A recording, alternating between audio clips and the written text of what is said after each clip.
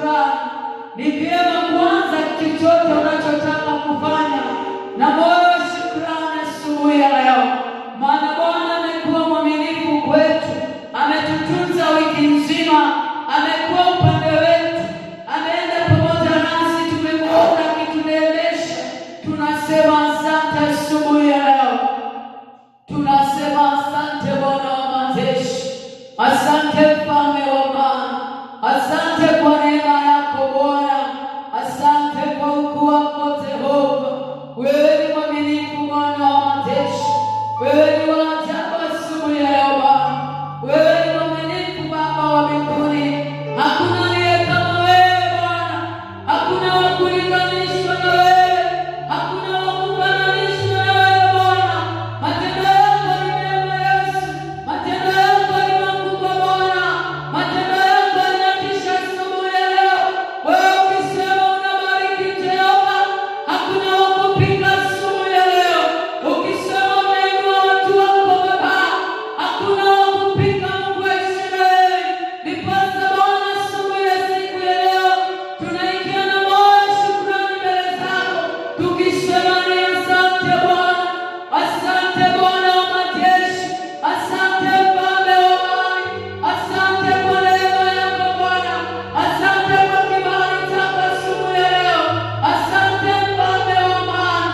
Wewe ni wa ajabu asubuhi ya leo, wewe ni mwaminifu ndani ya maisha yetu, wewe ni mwema siku zote Bwana. Ninakuabudu asubuhi ya leo. Asante Baba wa mbinguni, asante kwa wema wako Yesu, asante kwa ukuu wako El Shaddai. Pokea sifa na shukrani, pokea utukufu Bwana, pokea heshima na adama, pokea heshima na shukrani, pokea heshima na utukufu Bwana, pokea heshima Bwana asubuhi ya leo, pokea heshima na utukufu Bwana. Ni wewe peke yako umetukuka, wewe peke yako kwenye kiti cha enzi Bwana. Umeinuliwa juu ya majina yote, umeinuliwa juu ya maisha yetu Bwana, umeinuliwa juu ya kanisa lako asubuhi ya leo, umeinuliwa juu ya watumishi wako Jehova, umeinuliwa juu ya wamama asubuhi ya leo, umeinuliwa juu ya watu wako asubuhi ya leo Bwana. Tunakupa sifa na shukrani, tunakupa sifa na utukufu Bwana, tunakupa sifa na adama asubuhi ya leo. Asanteni kwa sababu unatosha. Asante Baba wa mbinguni, wewe ni mwema asubuhi ya leo Bwana.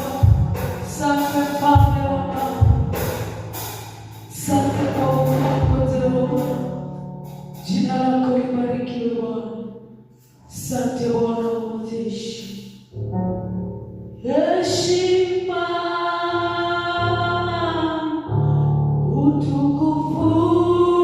utukufu, sifa, wakupa Bwana. Heshima, utukufu,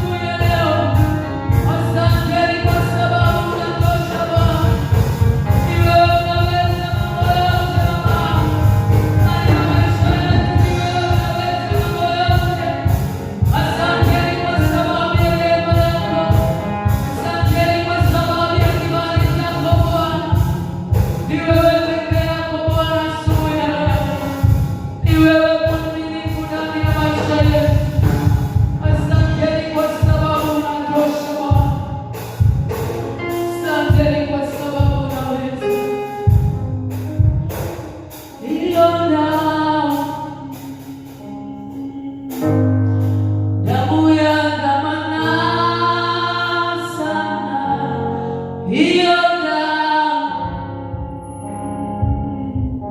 damu takatifu, hiyo damu ya dhamana sana kwetu, hiyo damu takatifu, hiyo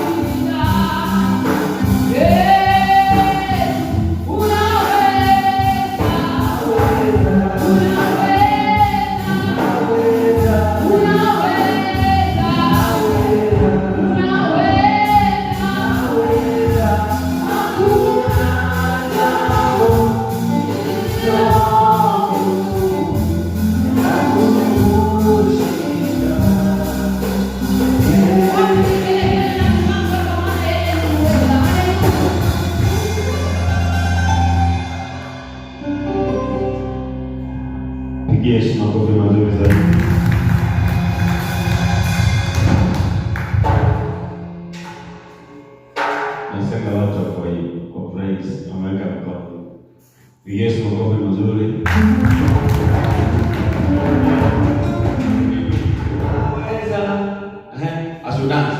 Let's go. Let's do it. What's that? Let's go.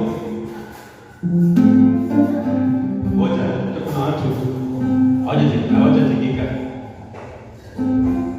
Basi kwa neighbor ile wana. Asio neighbor ile wana hawajatikika. Akiba sika. Unaweza.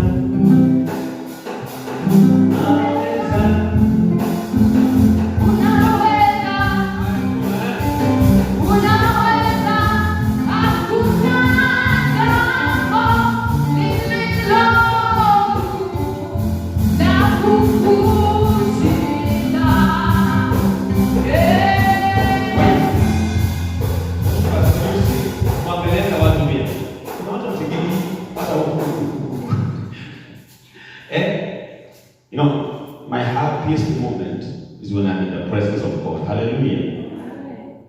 And I want to pray this morning. It is also to us. I am just no 80 one time. I let's go again. I have to go and wait. Follow me as I follow Christ. Fanya hivi.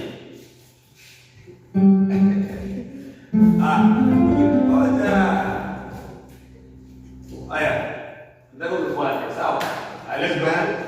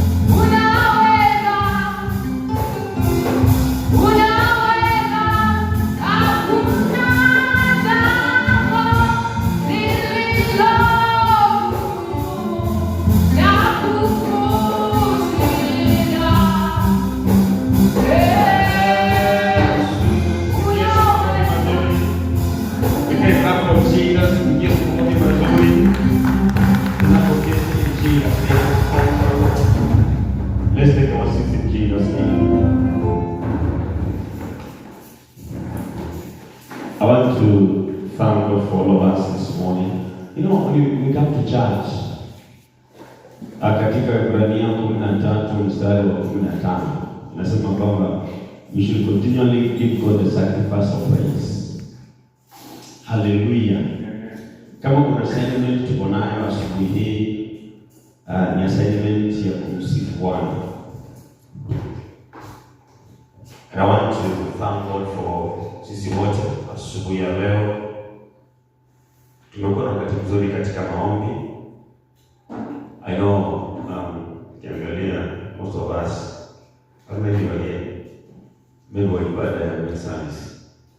Tulikuwa na wakati mzuri sana mbele za Bwana the last 3 days. Our job. I want to appreciate God for those who are here. Bwana wabariki sana. Bwana Yesu asifiwe. I just love you. I love your commitment coming to fellowship with us every day. Even our online church. I know our online church is growing very fast. Kuliko church hii. I want to thank God for the media team. God bless you for your commitment. Kazi nzuri. Bwana wainue. Wafungi wetu, nashukuru Bwana kwa sababu ya Pastor Kalonzo the team. Wamekuwa watu wa muhimu sana. So assignment yetu ni kwamba we come to church. Ni vizuri tuje kama tumejiandaa kupatia Bwana dhabihu ya sifa. Wakati mwingine unakosa baada ya kusifu Bwana. Mambo katika mambo magumu na lazima usifu. Hiyo ndio sifa sasa. I want to appreciate the worship team. Kama kuna jambo nimejifundisha ni jambo la kumsifu Mungu wakati mambo si sawa. So when you come to church sometimes, unaambiwa Mungu nipatie furaha ndani wangu ni kusifu siku zote. Next Sunday will be our praise Sunday. Next Sunday itakuwa our praise Sunday. Nikisikia makofi.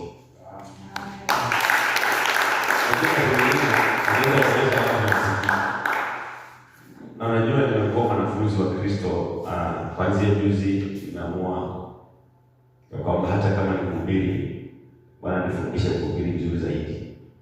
So utaona nikichapa ile wakati mwingine misingi yetu ulipolewa wakati pasa alikuwa anahubiri na nguvu na bidii. So kaona hii ndio kuhubiri. Na nimejifunza kwamba ni vizuri ileta habari hii ili sisi wote tuweze kufahamu. Ikifika wakati Bwana niruhusu nifanye hivyo sawa, but I want to pray kwa tusaidie.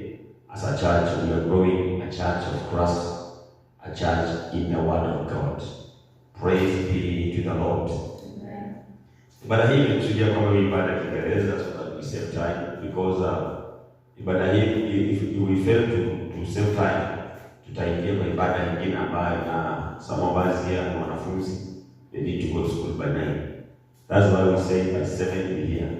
Na next Sunday God saw we said tutakuwa na ibada moja. Nimekuja nikatazama nikauliza Mungu, ni vyema tu ibada hii next Sunday kuwepo. Next Sunday tuko tuna ibada ya kwanza pia before tuko na ibada ya pili. Na ibada zote zitakuwa praise Sunday. We shall be coming here just to praise God, to give God the praises. Na itakuwa ya baraka sana. Bwana Yesu asifiwe. So karibuni next Sunday itakuwa ya baraka. Kama tuna ibada yetu ya kwanza kuanzia saa 1 itakuwa muhimu kwetu.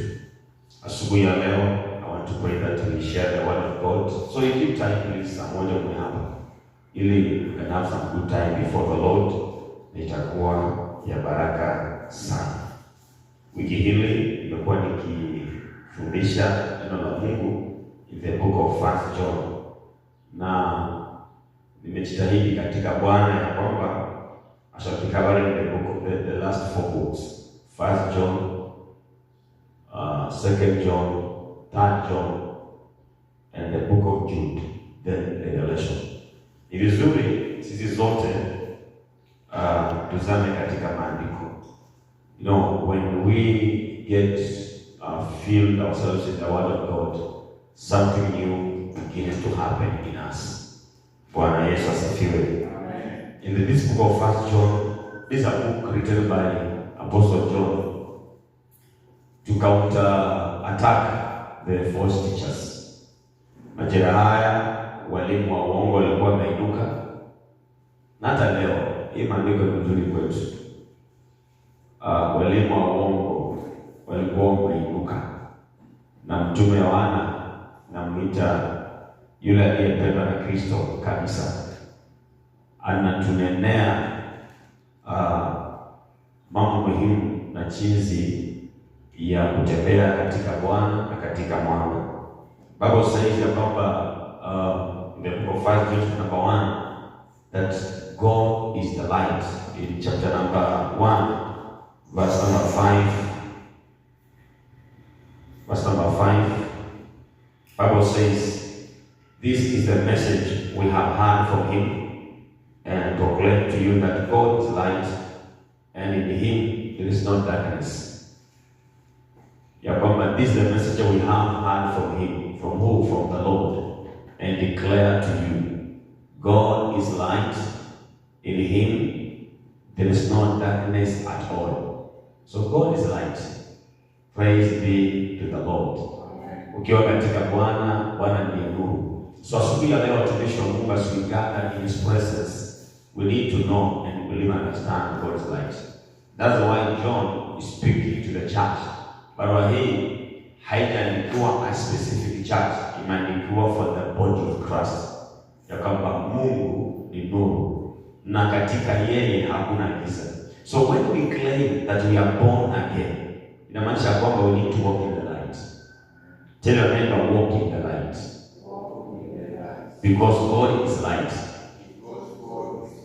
Hallelujah. I want to give you this appetite to study the whole book of 1 John. Itakuwa vizuri sana. And chapter 2 speaks about God Christ is our advocate. Kama Kristo ni wakili kwetu. Yeye ndiye anayetusaidia. He is an advocate. When we sin, he is a forgiver of our sins. And he writes a new covenant, a new commandment that we should love one another. Praise be to the Lord. When we enter in chapter number 2, verses 15, Bible says, and do not also love the one or the things in the one. Ya kwamba tusipende ulimwengu ama vitu katika ulimwengu. Do not love the one or anything in the world.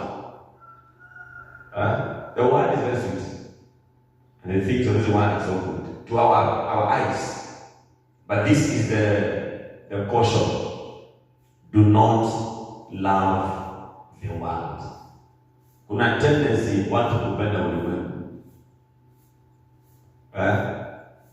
Nje kuna mtu akiona pesa anazacha nini?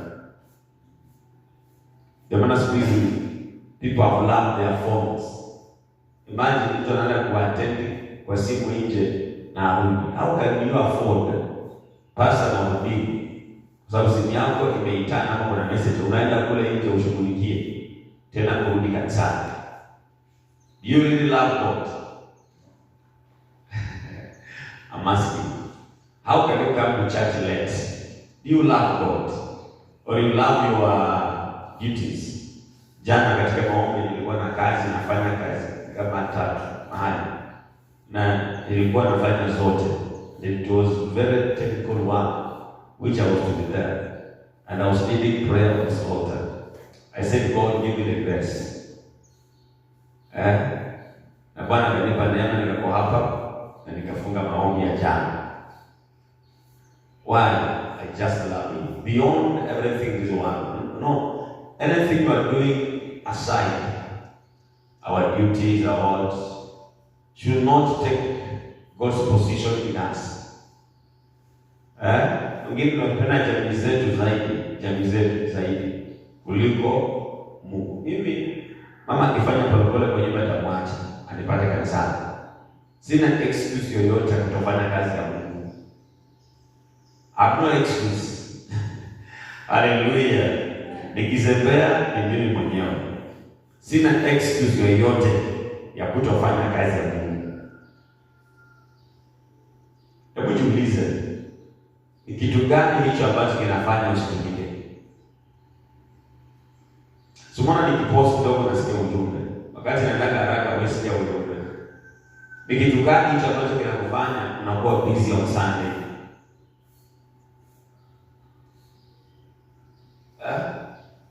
Do not love the world or the things of this world. He says, if anyone loves the world, the love of the Father is not in them. If you love your work more than God, God's love is not in us. If you love your family more than you do love God, then the love of the Father is not in us. We need to love God. Anyway, listen to this. When you love God with your heart, the things of this world will not be a problem to you. Hallelujah. Amen. When you love God with all your heart and your soul. In the second service, I'm sharing about the one continually. There are things God commands to be done continually. One is seeking God, should be continually. Two, should be prayer, should be continually.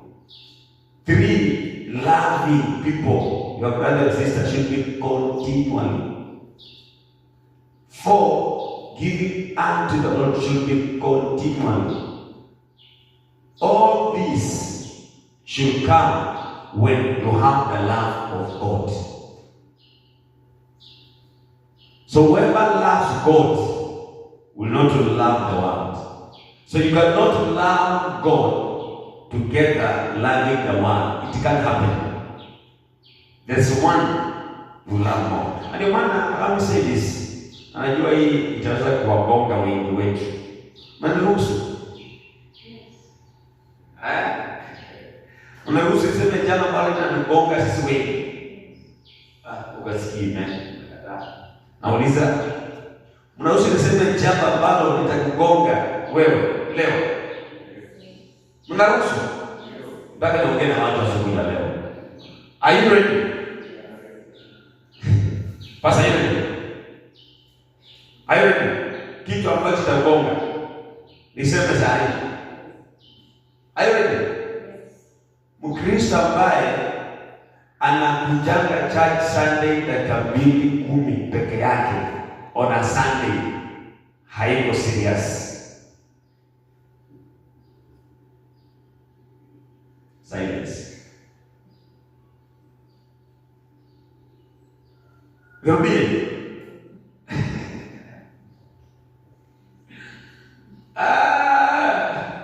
Unajua, you don't expect tutoshane kwa baraka na wewe unataka Sunday dakika 30 unaenda. Hatushani baraka.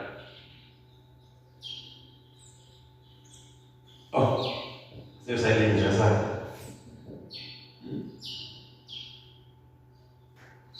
Kuna wengine naeleweka, lakini wengine haieleweki.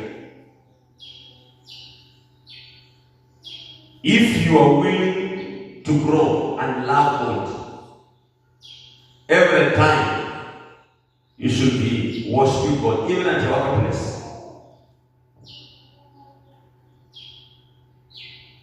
Do you love God? If you love Him, you will live for Him.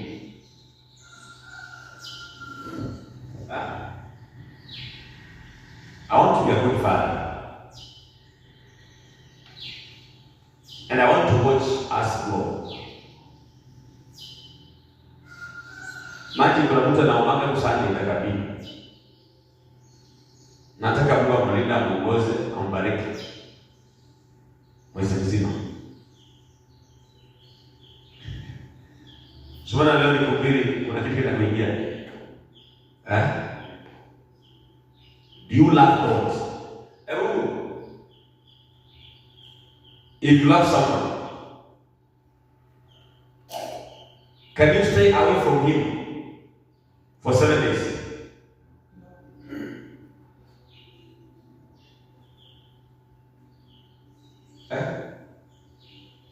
I can't afford to miss praying to God in a day. Juzi nilikuwa najieleza mwenyewe, nikasema hii baada ya asubuhi ya saa 11 ni kama tuni yangu na wanafunzi wachache na few people yangu. Kwa wengine ni kama wao. Wakati nilikuwa tempted kuja nifunze watu katika kazi. Nikajiambia kazi yangu ya Mungu.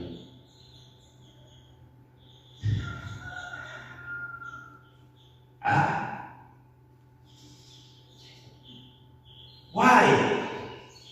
If you love God, I know there are people ukimasikia sema regress, unawapataka kwa barabara wako. Wakaona nisi. Si ati watu wabali. Leo nikuja kwa kuuliza kitu kimoja. Loving God. I'm preaching the whole book of 1 John chapter 5 today, this morning. Chapter 1 chapter 5 leo. Chapter 2 verse 15. Do not love the world. This is a question, or anything in the world. If anyone loves the world, the love of the Father is not in them. Bwana Yesu asifiwe.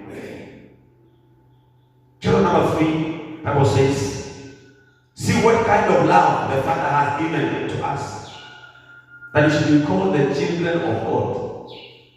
See what great love the Father has, He says, lavished on us, to lavish, to give unto us, that we are called the children of God. No, we are called the children of God because God loves us. I am a child of God. That's why today I'm alive. That's why He has delivered me from the hands of my enemies. What kind of love God loves us? Some of us today, we could not be living, we could not be alive. But because our Father loves us, we are here alive. What a greater kind of love God has lavished on us, that we should be called His children. That's what we are. The reason why the world does not know us. I want to speak something here. The reason why the world does not know us, because the world did not know Him. If the world knows you, the meaning of the world know you, taking part the things of the world with the people of the world knows you. Kama watu wale wanakujua kwa majina, kwa sababu wanakujua vizuri, kwa sababu mnaganga na wao. That's the one know you. Is your name being mentioned to the evil people?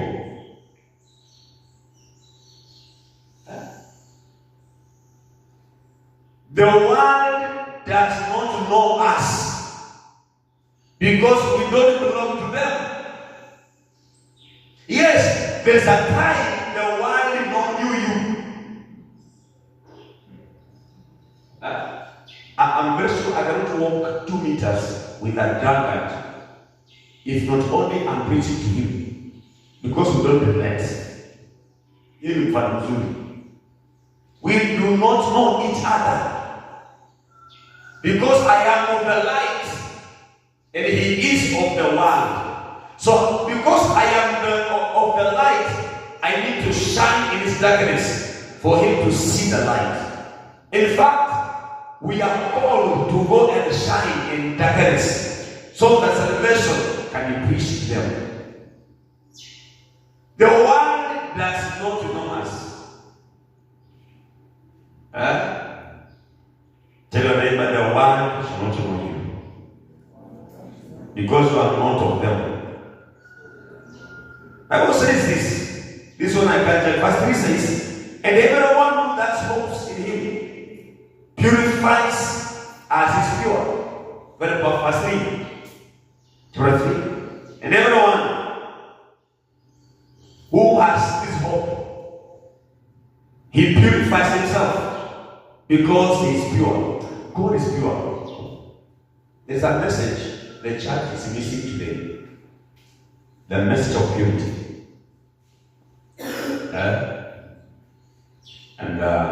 Church, let me give you this for free. Even if we do well, build a mega church, increase the numbers, have money, drive good cars, be given big names, big titles, eat well and do well, without looking at the purity of heart, the promise of eternity is not our portion. We need to have hope in His purity as He is pure. Praise the Lord. Chapter 4 says this. And I'm giving you this appetite. Read the whole chapter, the whole book of 1 John today. In fact, don't postpone reading the Bible. Read it. It says, and test every spirit. Verse 9, chapter 4, verse 1. Behold, beloved, do not believe every spirit, but test the spirits to see whether they are from God. Test every spirit. We have been given permission to test spirits. Chapter 4, verse number 1. Let's wait and see if we can read together. I'm rushing to chapter 5. That's where I want to minister about overcoming the world. It says, dear friends, do not believe every spirit. In other words, I'm saying, do not believe every pastor. Are we there? Do not believe every spirit, but test the spirits to see whether they are from God. Because many false prophets have gone out into the world. The writing of Apostle John, I say, is writing to counteract the false teachers. And now he's saying, dear friends, do not believe every spirit. I could say, dear friends, do not believe every pastor. Test the spirits to whether they are from God, because many false prophets have done what? Have gone out into the world. Wewe bwana unasikia tena ubiri akisema altar call, naweka kichwa akiwekea mkono. Ukisikia neno la kubarikiwa limekuja, unaweka kichwa.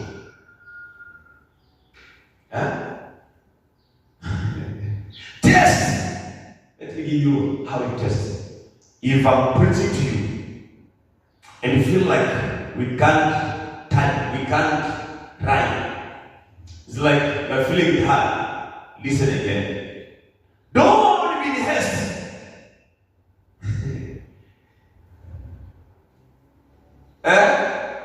Hallelujah. Wewe kila mhubiri mgeni akikuja, kichwa naweka, roho hoja, sikiza Mungu. Haujui mtu na akaaje maisha yake. Haujui pastor ametoka kwa nyumba ya mwingine, hata si yake, amekuja Sunday church. Mwingine kwa nyumba hata shida. Alafu unaweka kichwa na kuwekea. Mgole nipiga mama jana, yanakuwekea kwa kichwa. Test the spirit. Am I doing genuine? Hata ukita hii church, nasikia Pastor Key na mimi natuingiani. Ask God why. Do not believe every spirit. I love it. Verse 2 says, 2.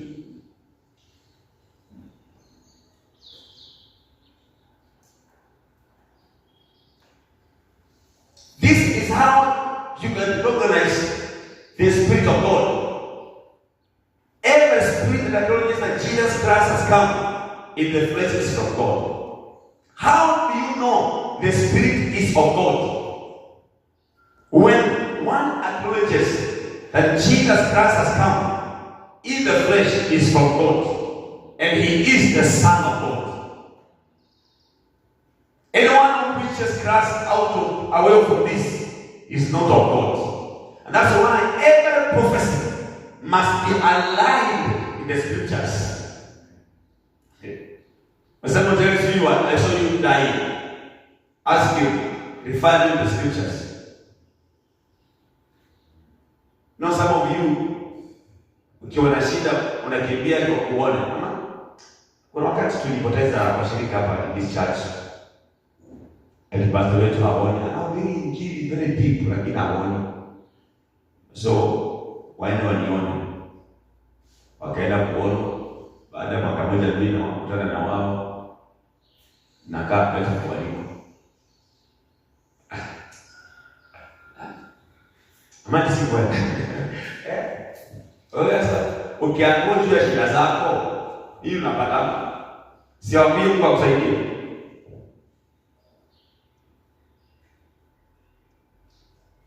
Praise the Lord.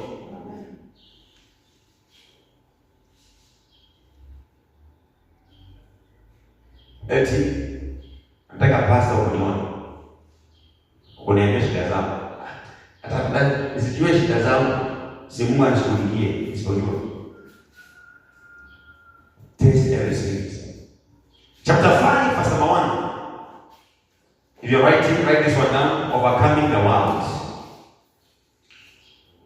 Apostle John concludes this book by highlighting the need that we are overcomers. So I'll spend some few time here. This is what God brought me to do this morning. I want just to go through the whole book of 1 John. It's so amazing that you can get time and read the whole book. We are determined by the end of this year. We have preached this. How many books? 60. How many books are there in the Bible? This year we are determined. Last week we were doing Romans, the 16 chapters. And this week we are doing from 1 John, 2 John, 3 John, Jude, and Revelation. This week and next week. We are determined by the end of this year. Church, in the first service, in Madani Kwanza, we shall be handling the 66 books. In the first service. So those who are coming in the first service, we should give you a different menu. Hatuwezi subiri ile second service hapa, wengine watakuweka. And I'm preparing for you the second service. If you want to remain vizuri.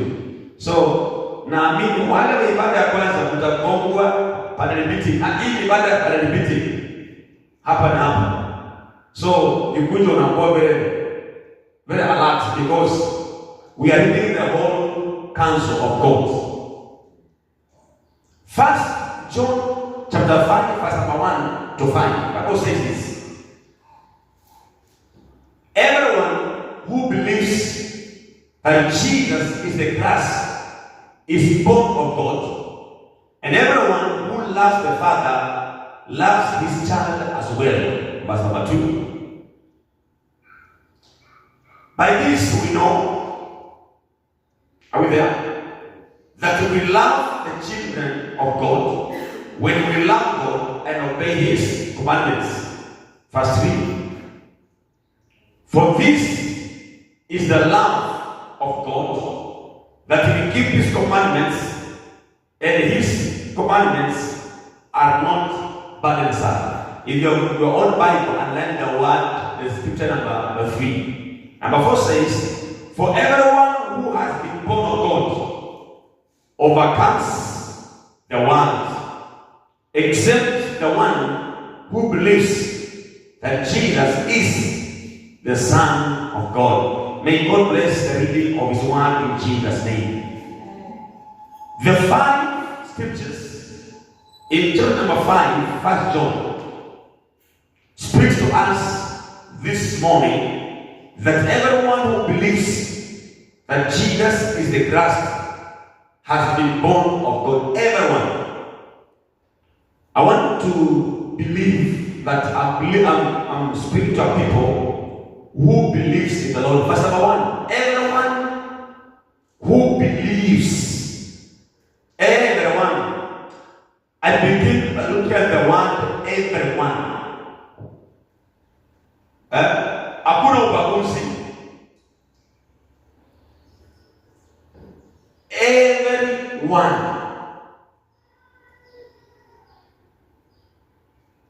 You and I, that person who believes that Jesus is the Christ. Are you a believer that Jesus is the Christ? On the response.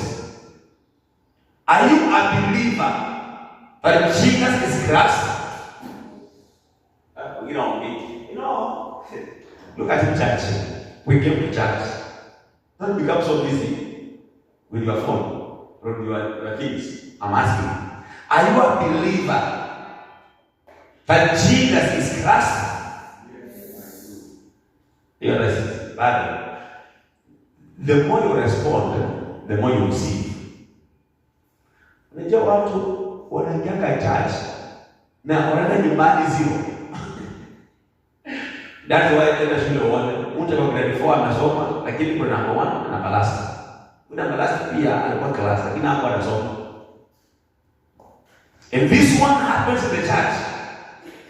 This is a secret of receiving. When you respond, when you agree, when you say amen, you receive it.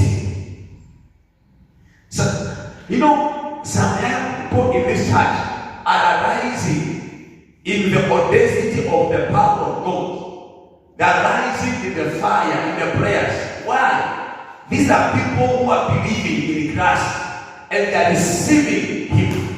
My God, hallelujah. You know, your pastor will be joyous, will be happy when he sees you grow. This is one thing that I desire from you. When I see the word we preach transforming you, this is a place of transformation.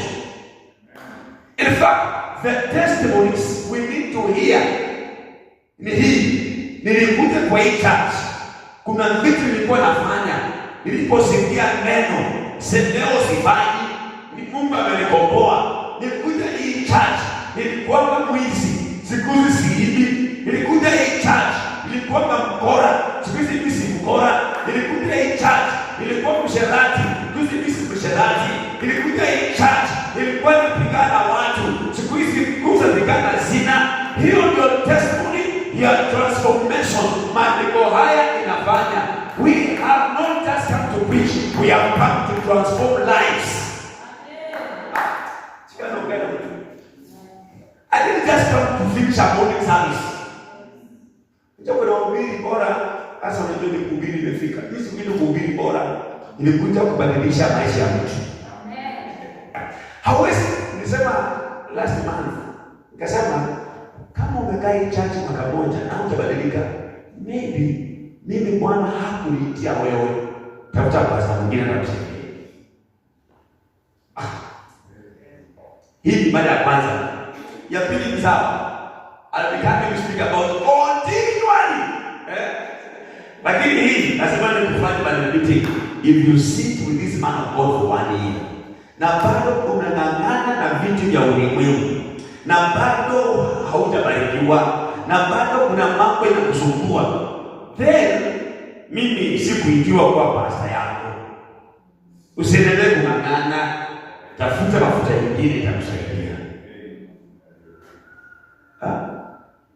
Imagine, shetu.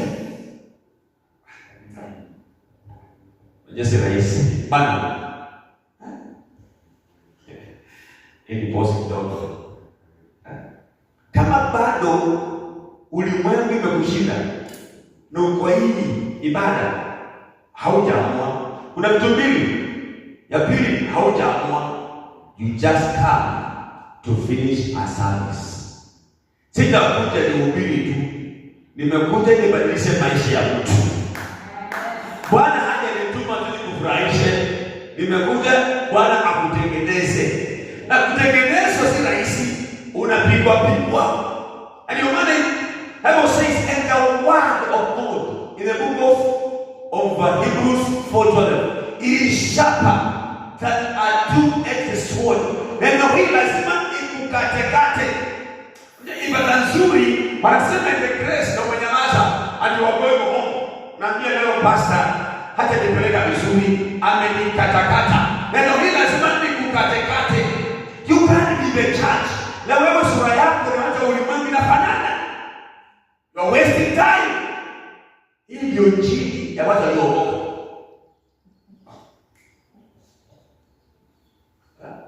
Amen. Ameniachia hapa, naona unaniangalia na huruma. Sasa uko hapa na bado ni mshirati, bado ni mnang'anyi, bado ni mkora, bado ni mfitina, bado ni mpigani. Sasa wewe nakusaidiaje? Na nimekane wania. Pasa wania. Unapata pasa pia najificha, mimi najificha. Hivi. Niko na pasa yangu, auza pasa. Mimi pia niko na pasa. Kwa pasa yangu nakula bona. Because kuna mimi nafanya. Sasa niko church. Mami niko church. Why? This word must transform us. And that's why John is counteracting the false prophets. Hii kanisa ni kubadili watu. Na hii mwaka tunaamua kila neno tunalisoma litusaidie. Tell your neighbor kuwa tayari kuwa transformed. Kuwa tayari kuwa transformed. Ambia ndani yako. Bwana asifiwe sana. Bwana asifiwe sana. Bwana asifiwe sana. Amen. Bwana asifiwe. Amen. Hallelujah. Amen. Praise God. Amen.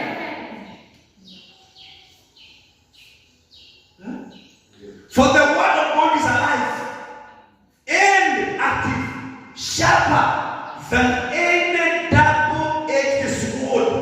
It penetrates even to the dividing soul and spirit, joints and marrow. It judges the thoughts and the attitudes of the heart.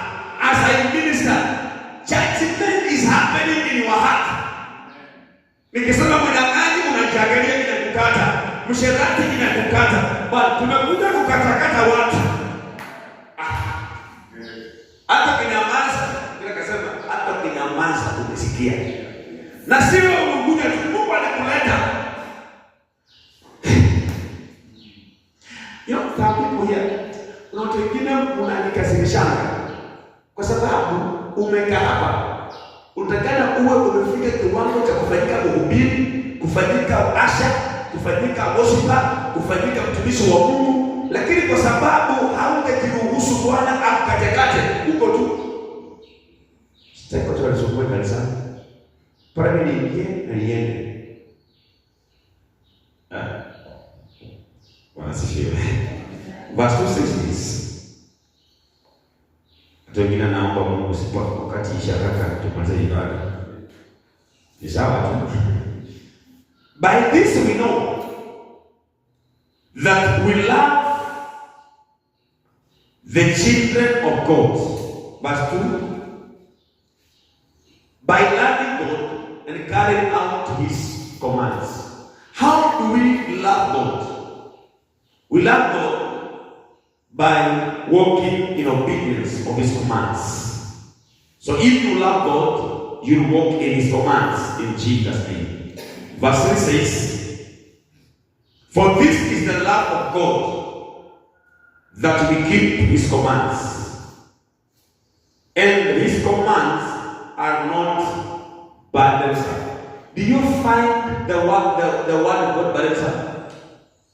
Najua ni wakati tuliambiwa kutii amri 10 za Mungu in Exodus chapter 20. Exodus. Hizo amri. Ulionaje wakati if you are in that place ni ngumu. Nasomanga hizo amri 10 kushika 1 to 10. Kuna tuka moja leo kanishika. Kamoja tu. Kalikuwa kagumu sana. Kamri kamoja. Ndio nilipookoka nikashinda. Can we visit those commandments? One is, let's go there, Exodus 20. One is,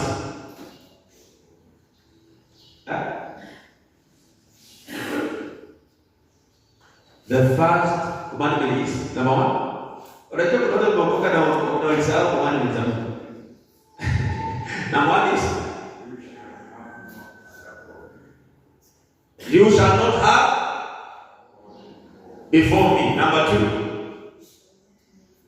you shall not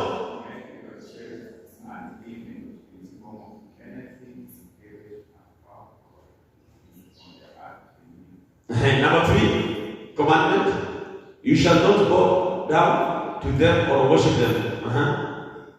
I am a child of God. Even number 7, hii number ngapi? This is number 3. This is number ngapi? You shall not misuse the name of the Lord your God.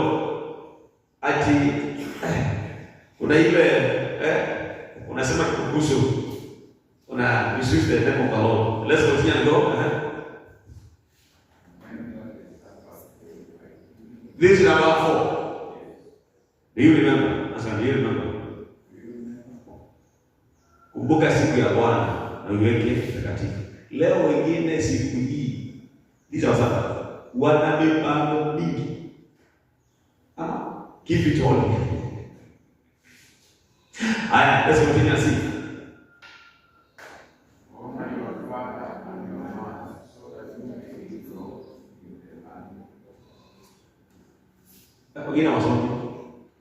Let's go read that.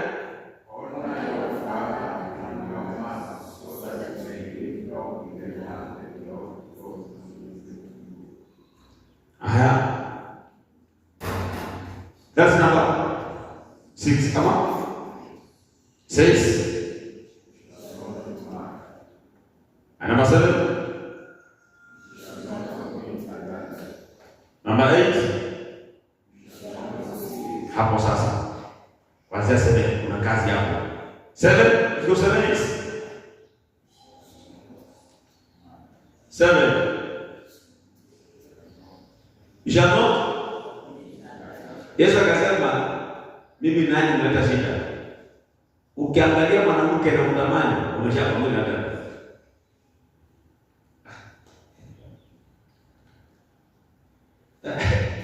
unajua Yesu alisema sasa mimi nakuja kuleta shida nyingi. Sasa sisi tunasema mikombiti. Ukiangalia na last kama rembo umeshakomiti.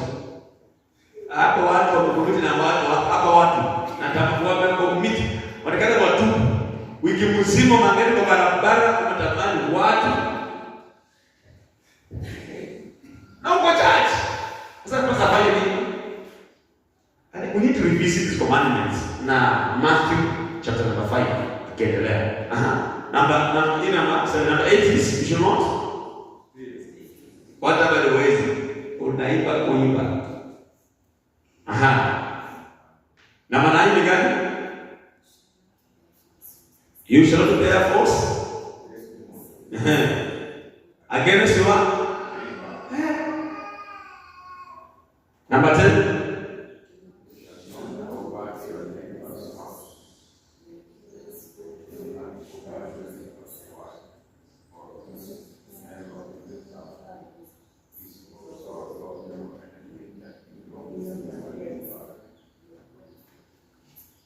Jesus came and summarized into 1 to 4 is the relationship between us and God. 5 to 10 is about our relationship with one another, the commandments. Jesus came and gave us a new commandment. Akasema, now love your God with all your heart and your soul. Number 2 says, love your neighbor as you love yourself. If you have these 2 commandments from Jesus, commandment number 1 to 10 is easier. Number 10 nilikuwa nasumbua. Nikiona nyumba ya mtu mzuri, gari ya mtu natamani, ingekuwa yangu. I possess it.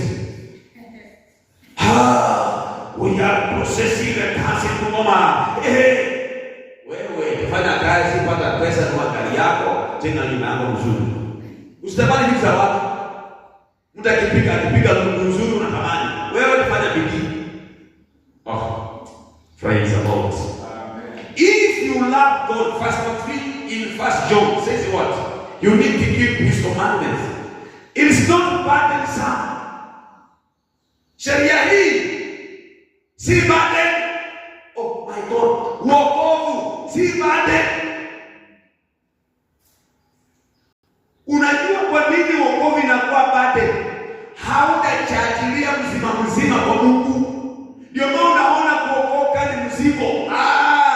I find life and salvation easier, cheaper, good and favoring my life. Na unaenda watu wa ulimwengu wananyang'ana. Mimi sifichi. Niko tu. Ikifika jioni kwenda nyumbani, pesa yangu ni yangu. Hakuna nakula pesa yangu, niko nayo yote. Sina wakati kuchafua meza. Sina mtu kuniambia ukifuata ndani hiyo first day 1000 kushuka nywele. Sina na mtu mmoja wa kushuka nywele pekee. Mmoja. Amen. Ulikuwa unalia nguo, ina mtu mmoja kunulia nguo. Mmoja. Chakula kununua, niko na nyumba kununua chakula kwa nyumba. Ulikuwa unapeleka outing na mtu mmoja kupeleka outing mmoja.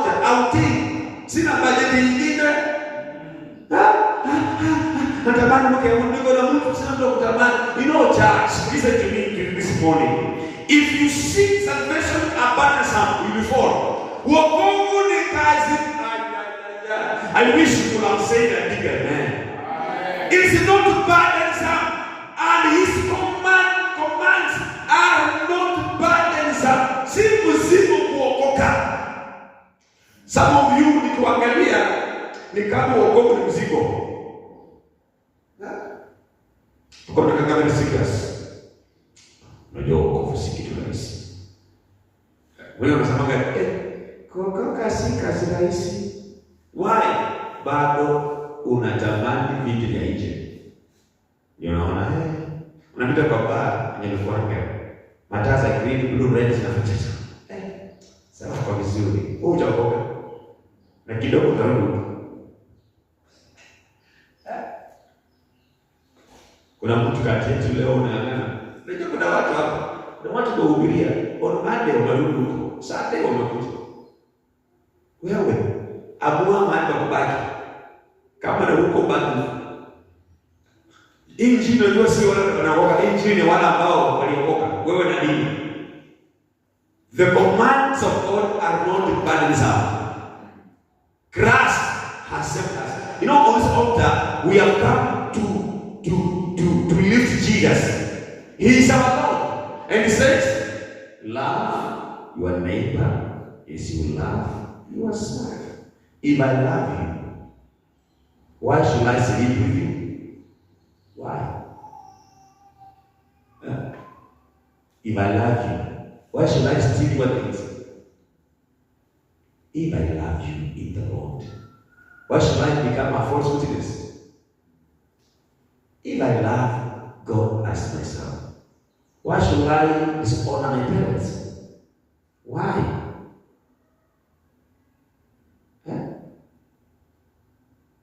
Why? Why should I beat my wife? If I love my neighbor as I love myself, why? If I love God, why can I keep the Sabbath holy? Why can I miss church? For me to miss church is to become sick. We are overcomers. Nataka nikuambukize kitu leo ya kwamba amri za Mungu si burden. Ukichukua amri za Mungu ni burden, ndio maana tunaishi maisha ya siri tukijificha. Hebu niangalie vizuri leo. Je, kuna kitu ambacho unafanya kisiri chenye uwezi kubali ikuje open? If there's something you are doing, ya utaki tujue, umeona amri za Mungu ni burden.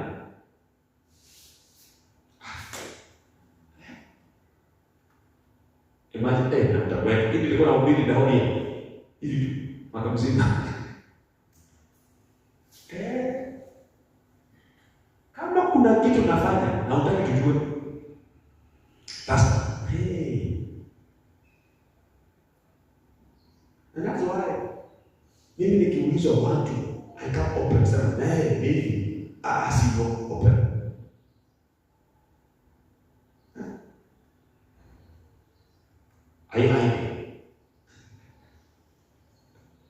Kuna watu simu zao wakishika wameweka password kwa pesa, kwa Facebook ile, kwa messages, kwa calls, ana free. Mimi simu yangu kwanza, my Facebook account Bishop Kim inaraniwa na protocol na media. Ukisikia some texting, si mimi texting.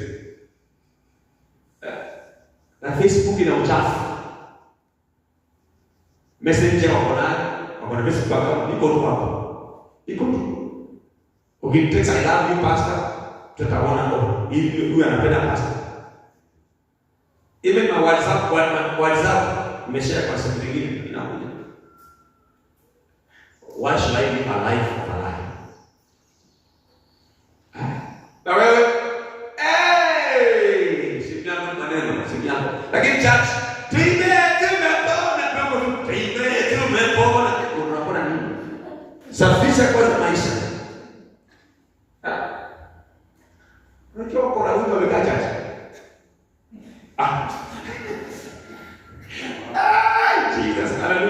Nimesema ibada ya pili ambayo release power. Continue.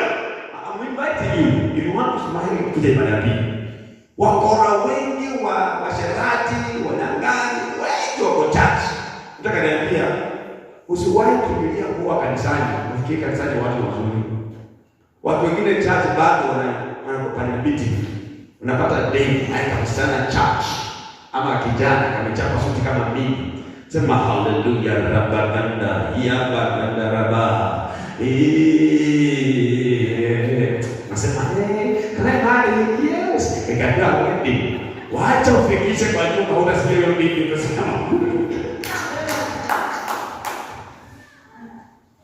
Hapa ni mahali watu wanasafishwa.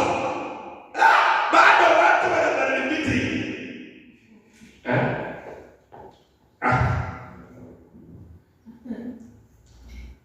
Iko na watu marafiki zako kwa hapa, sasa hivi pole. Hapa. Si nafikiri kama ni mwingine sio kwa hapa. Lakini pia nakujua kwa nini? Eneo hili ni baba yako. I listen from the Lord. Ndio maana hii kitabu cha Pasoni yetu. We are false prophets and we are false disciples. Wanasifiwe. Usiniache peke yangu. Nikimaliza kwa rafiki yangu. Sawa. Verse 4 says, unajua we continue being by the meeting. And you know, getting a pastor who speaks these things. Serious. And your man church leo, Yesu akikuja saa hii, hata wewe unajua unaweza kwenda mbinguni. Unaweza achwa. Kwa sababu ya mambo ya siri na kutowajibika katika Bwana. Baba usiseme kwamba for everyone born of God overcomes the world. This is the victory that has overcome the world, even our faith. I've come to speak to somebody this morning that because we are born of God, hallelujah. Can you shout and say, I'm born of God? I want to hear from inner voice. I'm born of God. That's why I'm here. Praise the Lord. When you are born of God, I'm born again in Him. You know what happens? People who are not yet born of God, commands are burdensome. Maybe because you are not born of God, that's why you are struggling. We struggle in sin because we haven't surrendered ourselves unto the Lord. Bible says in Romans 12 verse 1 and 2, you are a living sacrifice. We are born in Him. So when we are born of God, the commands of God are no longer a burden. I've come today to speak to somebody. Allow for yourself to be born of God. And it says, and because everyone born of God overcomes the world, I have come to release the grace upon each one of us that victory over the world is our portion. The world will not put us down. I am a victor. Yes, I have been struggling into sin. Yes, I have been struggling in the world. But one assurance that God is giving the church that when we are born of God, we overcome the world. I release the grace to overcome the world this morning. I speak the grace to overcome the challenges. You might be here today. Yes, things are so hard on you. I have a solution for you. I have a solution for all of us. Because we are born of God. Whatsoever that is in the world, we overcome in the mighty name of Jesus. We overcome in the name of Jesus Christ. We overcome the world because God is with us. Victory is your portion. I speak to you. Victory is your portion. The world will not snatch me away from the Lord. I'm not living Christ anymore. I am an overcomer. Nachia neema hii kuanzia leo. Wewe ni overcomer ndio. Hata kama kuna mambo mengine ya ulimwengu ilikuwa inakufinyilia, imekuja nikutangazia kuanzia sasa. You are an overcomer. Wewe ni zaidi ya mshindi kuanzia sasa. May you overcome.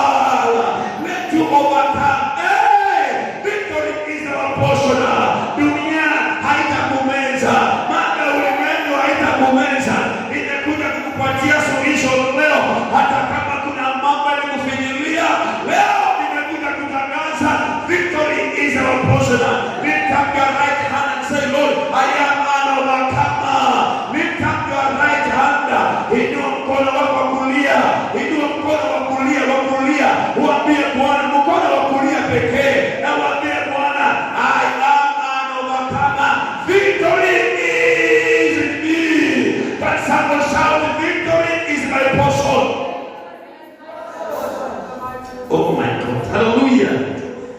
Verse 5, before we pray, before we pray, inasema hivi kwamba, I love it. Who is that overcomes the world except the one who believes that Jesus is the Son of God?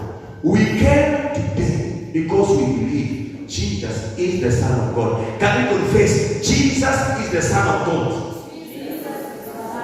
You can do it louder again. Jesus is the Son of God. This is the secret. Every time you confess Jesus is the Son of God, victory comes in minds. Ah, my God. Hallelujah. This is my prayer for all of us.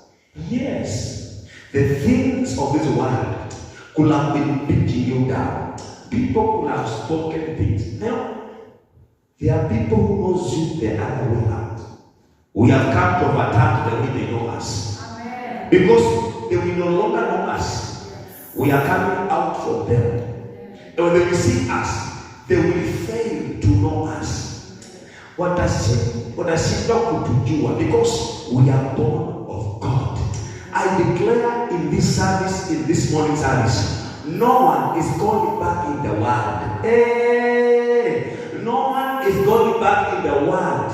We are overcomers. We overcome the world because we are born of Christ. I want to walk in my life with the majesty, with the power, with the all strength, because the world is under my feet. I have come to prophesy to somebody. You might be struggling with the things of the world.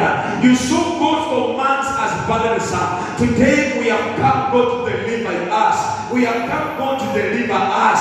That from now and forever we are overcomers. Victory is our portion. Christ has saved us. Inakuja kutangazia mtu siku ya leo ya kwamba chochote cha ulimwengu kuanzia sasa inawekwa chini ya miguu zako. Ulimwengu haitakusumbua. Ulimwengu yote ambaye ulitembea ndani hadi jana, leo tunaweka full stop. Sikia, chochote ambacho ulikifanya kidogo jana tunaweka full stop. Kuanzia chochote cha ulimwengu kinakuwa chini yangu. Mimi ni overcomer. Maganda. Mimi ni overcomer. I have victory. I have victory over sexual sin. I have victory over stealing. I have victory over the lust of the eye. I have victory. Kuanzia leo una ushindi. Hautakombana na mtu. Hautabishana na mtu. Mambo ya ulimwengu inakuwa chini ya miguu yako. My God. Na achilia neema hii kuanzia leo ya kwamba kuna kitu Mungu anakifanya kuanzia sasa. Ninaongea na overcomers. Nimekuja kuachilia neema ya kushinda ile tamaa ya macho. Kiu cha ulimwengu kinakatika. Kiu cha ulimwengu kinakatika. Mungu anainua watumishi wa Mungu, wateule overcomers, watu wa victory, watu wa ushindi. Na by the faith we have in Jesus, we are rising with victory in the name of the Lord. Nimekuja leo kutabirie, nikunenee katika maisha yako ya kwamba kuanzia leo we overcome the world. Haya madhabahu yanainua watu ambao ni overcomers.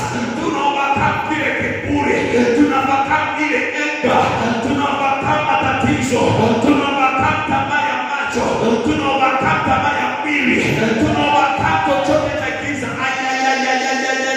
Ninaongea ndani ya maisha ya mtu kuanzia leo. Tuna overcome. You want more than overcome today. I release the grace upon your life. Chochote ambacho vita Mungu, sisi tunashinda. Victory is our portion. 2026 ninatembea katika streets of Bungoma, nikiinua kichwa changu nikisema nimeshinda matatizo, nimeshinda dhambi ya ulimwengu huu. I'm rising a victorious life. Mimi ni mshindi. Bwana amenisaidia, Bwana ameniwezesha. We are born of God. Can you claim and say, I am born of God. I am born of God. Mimi nimezaliwa kwa Mungu. I am a child of God today. Somebody lift up your hands and declare. I want to be a born. I am born of God. I am an overcomer. Siwaambie Bwana ile mikono zako, waambie Bwana, mimi ni mshindi. Yale mambo inatajwa ulimwenguni haitatajwa kwangu. I see a new name. I see a new name. I see a new name for prayer. Unazijua vizuri. Siwaambie Bwana, I'm rising. Nimechoka na kuanzia leo nimeamini I am born of God. And whosoever is born of God has victory. Victory, victory, victory. Inashinda mimi. I am born of God. Nimekuja kuachilia neema hii kwa mtu ya kwamba ile giza, ile mambo ya ulimwengu, wewe ni wa dhamana. Wewe ni wa dhamana. Nimekuja nikutie moyo ya kwamba kuanzia leo ile hitaji imekusumbua, Bwana anakutendea. Mungu anakutendea.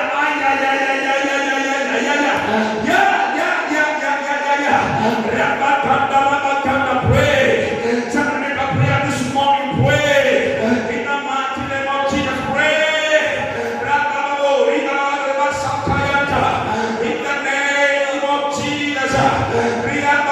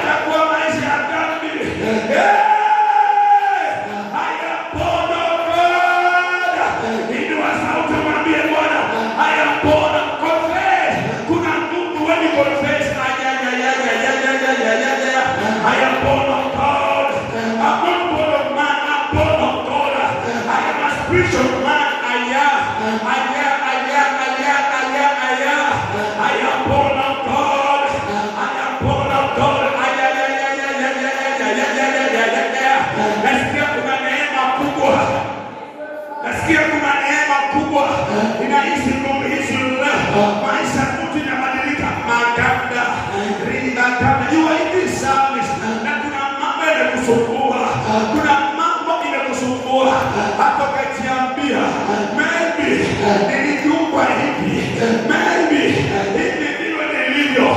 Si hivyo, ni kuzaliwa kwa Mungu ndio itakubadilisha tu. Kukaa chache ni nzuri, lakini kuamua, nimekuja kufanya uamuzi, mtu wa Mungu, ya kwamba kuanzia leo I am overcomer. I am overcomer.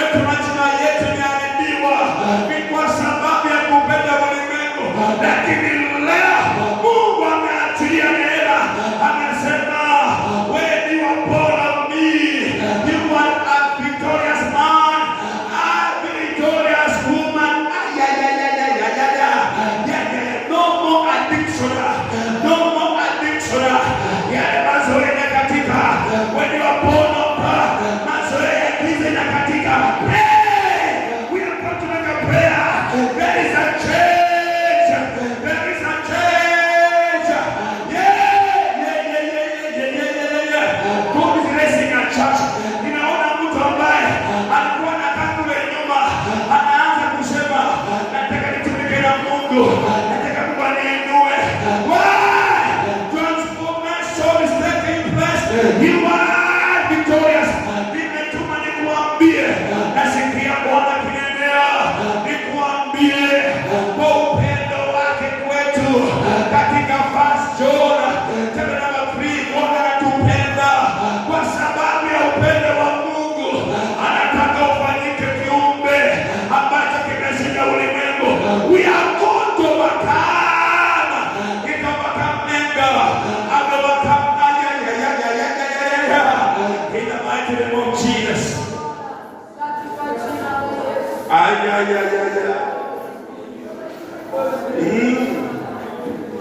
Lift up your hands. I want to pray for you this morning.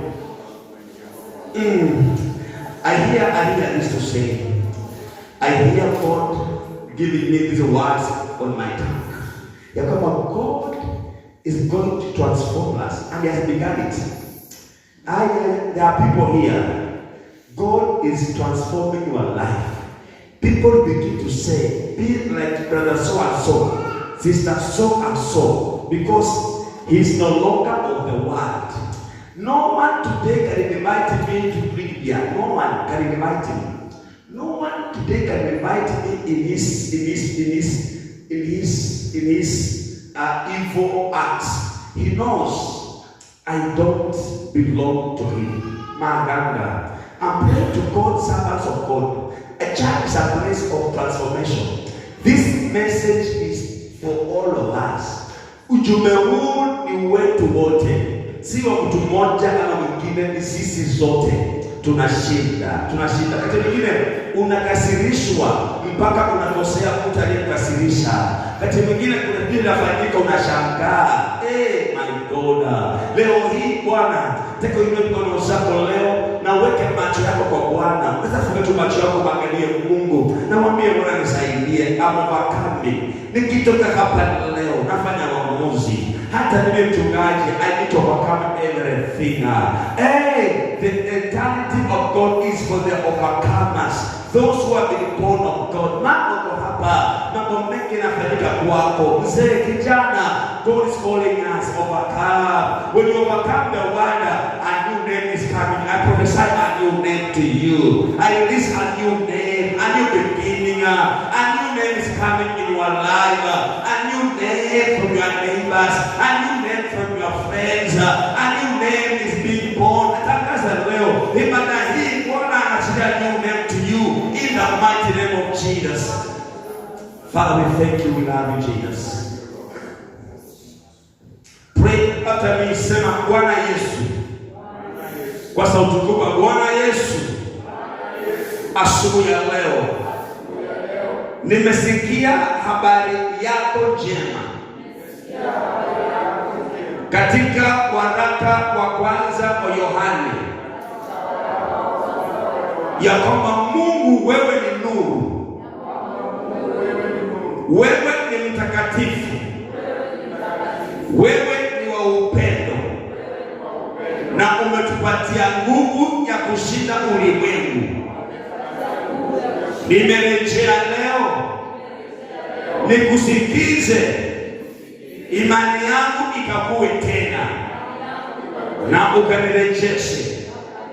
Asante kunirejesha na kunipa hakikisho ya kwamba ushindi ya ulimwengu niko nayo. Leo hii ninakiri ushindi katika maisha yangu.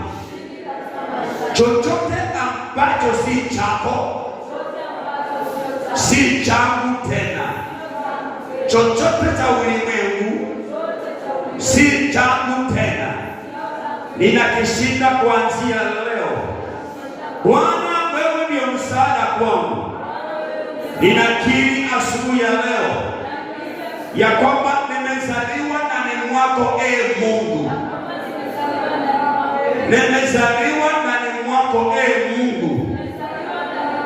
Na kwa sababu ya imani hii na kukiri kwangu, chochote ambacho si cha Mungu